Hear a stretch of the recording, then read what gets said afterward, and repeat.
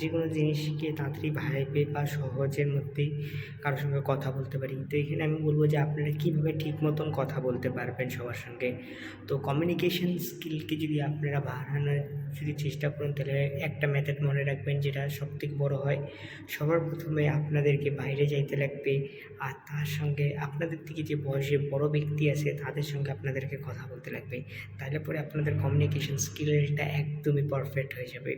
এভাবে আস্তে আস্তে ছোট স্টেপ নিয়ে পরে তারপরে আপনারা অ্যাডভান্স লেভেলে আসবে। সেটা হচ্ছে আপনাদের বয়সী ছেলেদের সঙ্গে, মানে আমাদের মতন ছেলেদের সঙ্গে আপনাদেরকে কথা বলতে লাগবে, তাহলে আপনাদের কমিউনিকেশন স্কিল ভালো হবে। তারপরে এটারও একটা নেক্সট লেভেল হচ্ছে, সেটা হচ্ছে মেয়েদের সঙ্গে কথা বলা। কেন কি মেয়েদের সঙ্গে আপনারা কথা বলা যদি ভালো মতো শিখতে পারেন, বা ওদেরকে কীভাবে কী কথা বলতে লাগে বা কারোর সঙ্গে কথা বলতে লাগে, তাহলে পরে আপনারা যাই কারোর সঙ্গে কথা বলতে পারবে।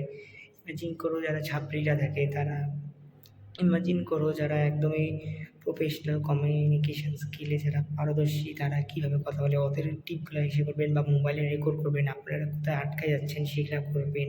আর মুখের মধ্যে একটা ছোট্ট একটা স্মাইল দেবেন, ফেক স্মাইল করবেন না, তাহলে পরে ফেক লাগবে। ওই জন্য আপনাদের কমিউনিকেশন স্কিল একদমই ভালো হয়ে যাবে এই ছোটো স্টেপটা করলে। তো